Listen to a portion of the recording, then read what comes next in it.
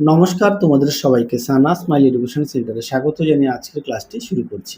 আজকে তোমাদের সঙ্গে আলোচনা করব চতুর্থ শ্রেণীর বাংলা বিষয় মডেল নম্বর 11। চলো দেরি না করে মূল বিষয়ে যাওয়া যাক। আচ্ছা, আগের 10 নম্বর স্কুলটায় এই প্রশ্নটা সে কি করেছিল, এই প্রশ্নের উত্তরটা তোমাদের দেখায়নি।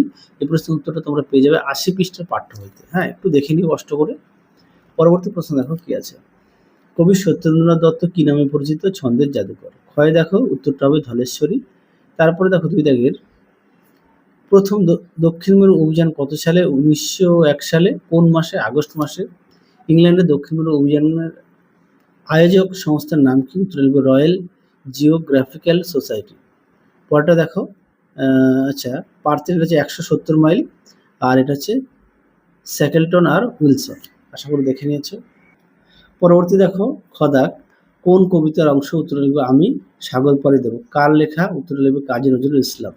এখানে কবি দেশে দেশে দেওয়াল গাথা বলতে কি বুঝিয়েছেন? উত্তরটা তোমরা লিখবে, দেখো উত্তরটি এখান থেকে এই পর্যন্ত লিখবে। প্রশ্নটা দেখে নাও। পরবর্তী দেখো কি আছে, বলতে কি কিভাবে তিনি তার প্রতিকার করবেন। আশা করি দেখে নিয়েছো। পরেরটা দেখো শব্দার্থ মরাল রাজহাঁস দস্তুর মতো, এটা হচ্ছে রীতিমতো। পরবর্তী দেখো কি আছে, চারের বিপরীত শব্দ। পরবর্তী দেখো, আচ্ছা, কয়ে দুর্বল সবল শান্ত অশান্ত পুরস্কার তিরস্কার। এক কথায় লেখো, কয়ে সে নারীর দুঃখ ঘোচে না। উত্তরটা লিখবে দুঃখিনী। ক্ষয়ে উত্তরটা লিখবে দুর্লভ দুর্লভ। ঘয়ে আছে ভিজে মাটির গন্ধ সোদা গন্ধ। আচ্ছা, এখানটা হবে মা। পরটা এটা হবে এক বচন, ক্ষয়টা হবে বহু বচন। বিপরীত শব্দ বর কনে চাচি চাচা।